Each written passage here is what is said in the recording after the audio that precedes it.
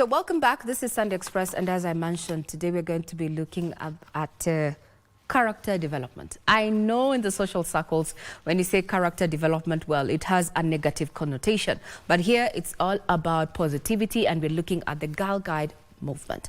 Taking this conversation further is none other than Betty OLOO-ANDERSON, who is a national board member and an advisor of the Bravo branch. Thank you very much, ma'am, for making time. Yeah, thank you. I'm happy to be here. So over 100 years, here in the country in particular, we have had the Guide movement. What has changed in 100 years? Any improvements? Absolutely, yes. First of all, thank you for having me here. I'm very happy to be here to speak about this very important movement. So, over 100 years, Kenya Girl Guides Association was formed, and the founder, Lord Baden-Powell, was here in Kenya.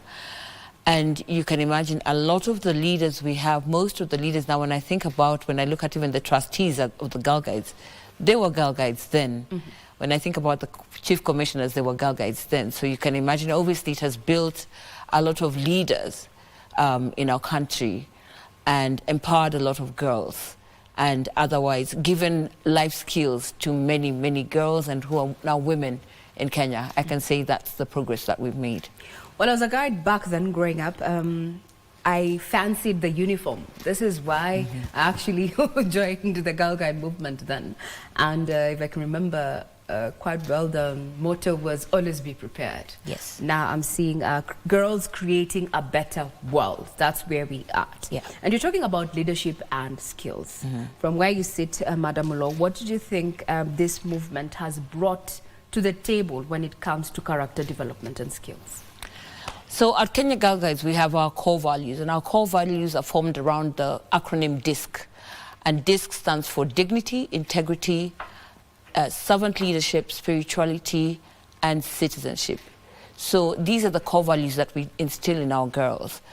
The Girl Guide movement has different branches, as you mentioned. From the year 3 years to 6 years old, they're called the Rainbows. Little girls, already so confident.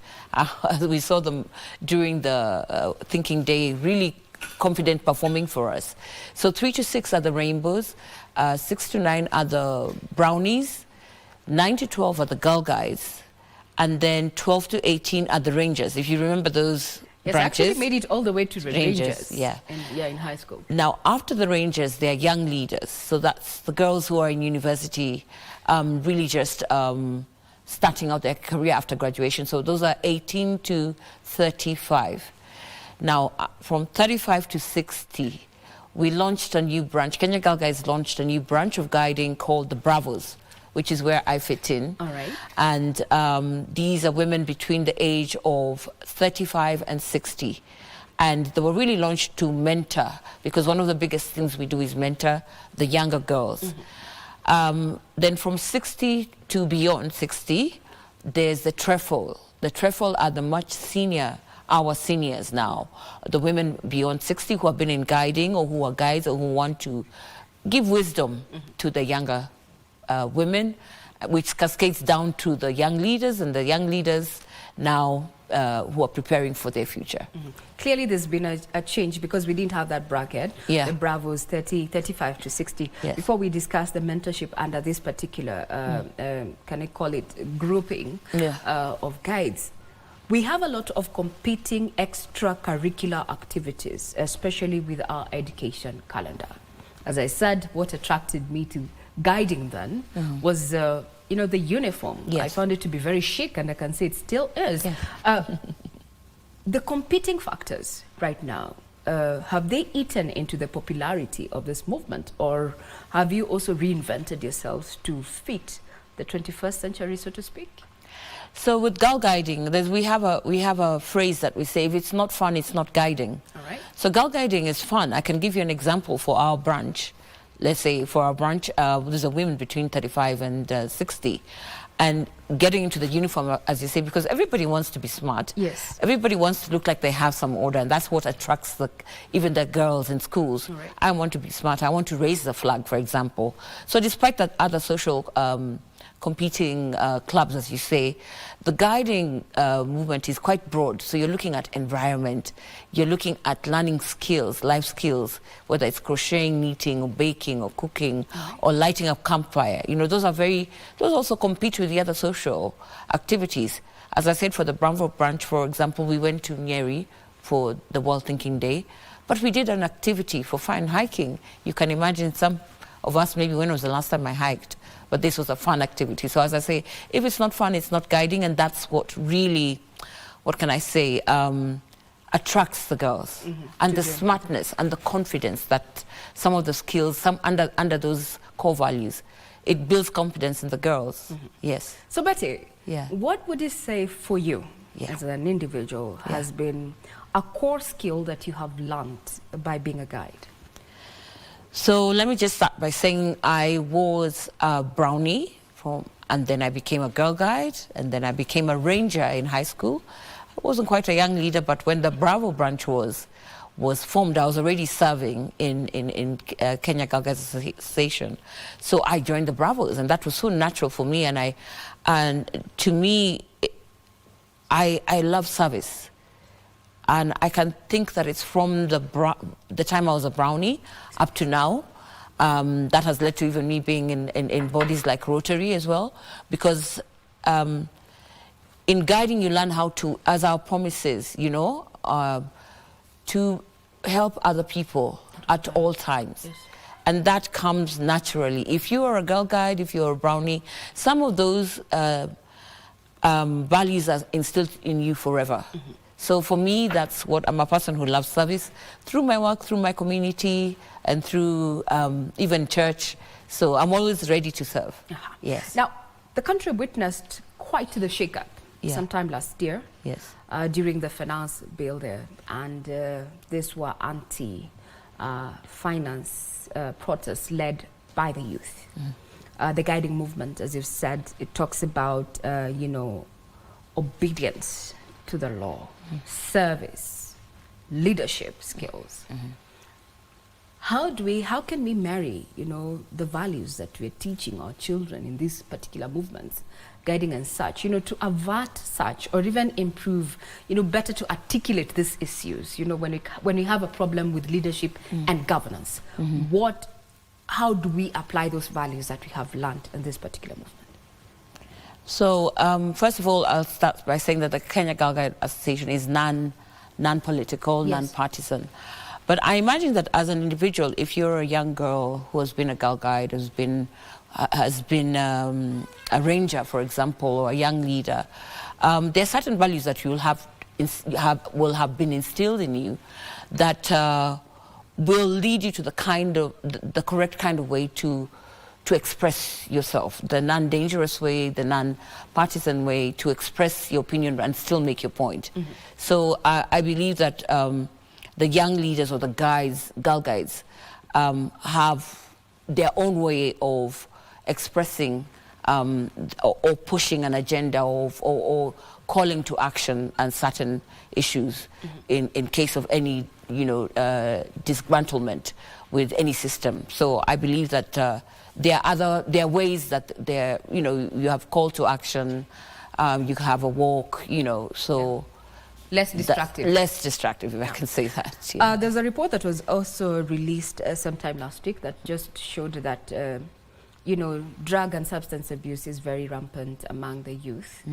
Programs under the Girl Guide movement, what are you doing, you know, in your capacity? You've said even doing mentorship. What programs are you running to ensure that, you know, you correct this vice that is seemingly dogging this, you know, demographic? So the Kenya Girl Guide Association has different projects, and some projects funded by different donors, the Norwegians, UNICEF, USAID, EU. And I believe that there's a program in the schools of fighting against substance abuse. Some of the guiding books, so when you have a Girl Guides club in a school, for example, some of the books that we use to teach about guiding have those already incorporated in them. So we believe that through guiding, we are averting some of these social that they are so the programs and the books, there's material to yeah, there's support material. Then a quick question from our viewers is guiding open to anyone? Yes. Or do I have to start? I think they're asking in terms of, do you have to start at a young age? You said 3 to 6, or can I join somewhere along the way? As I said, we have branches. I've given you the different branches. For example, now for you, I don't know whether you fall under the Bravos. I'm under Bravo. Under Bravos. Yes. And so all you have to do is, show your interest. Get in touch with KGGA, and then there's a training that you'll go through, and then there's an enrollment where you will be enrolled as a guide, and you start serving because it's about service. So now, what's the process? I'm thinking of someone who'd want to learn and just be part of this particular movement for all the good reasons, that is. How long would the training? The training is one-day training. Is it? Oh, it's a one-day training. It's a one-day training. Are there monies that one should pay to actually become? So membership, for example, for Bravo is 1,000 a year subscription. Yeah. But first, let me say that we have KGJ branches in all the counties. Oh, so across all the 47? Yes, across the counties.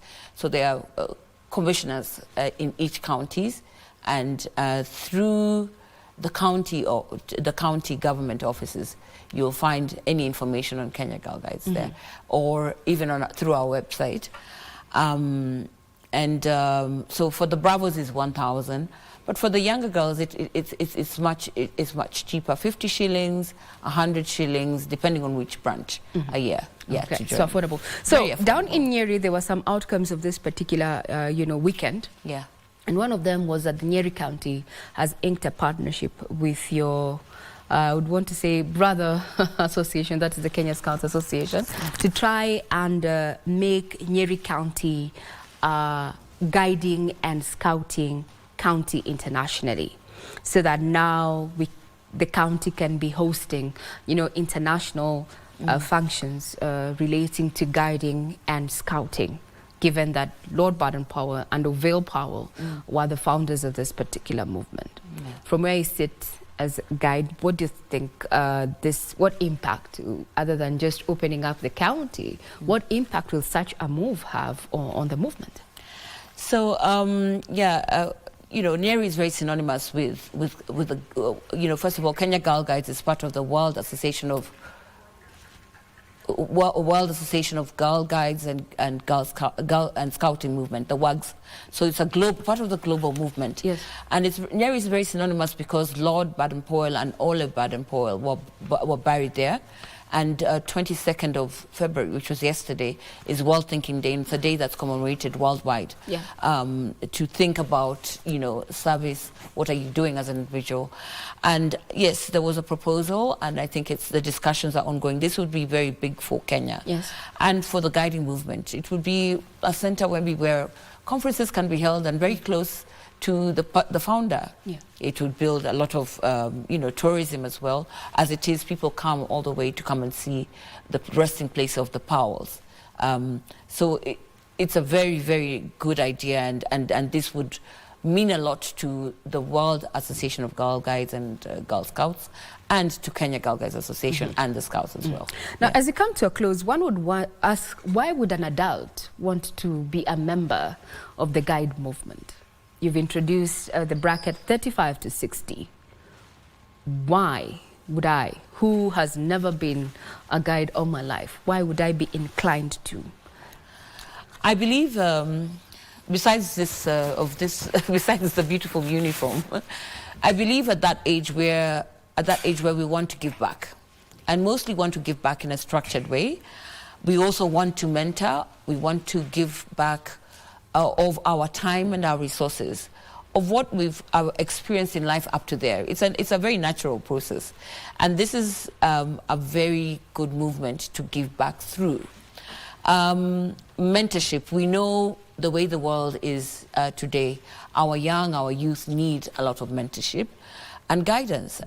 This is what, if you're looking for a place to do this, the guiding and the scouting movement is it. So that's the main reason why. Giving back in a structured way, and as I said, fun. If it's not fun, it's not guiding. For women who are between 35 and 60, it's a place where you're not going to be a mother, a wife, a managing director. You're going to be a girl. And that's why we're still called the Bravo Girl Guides. Yeah, yes. Very well said. That is quite interesting. I might actually sign up. Yes. Well, we have been speaking to none other than Betty OLOO-ANDERSON, who is the National Board Member, Bravo Branch, advisor there of the Kenya Girl Guide Association. And if it is not fun, well, it is not guiding. So there's a new bracket, so to speak, those aged 35 to 60, and you want to give back to community service. Well, this is something that you need to get onto.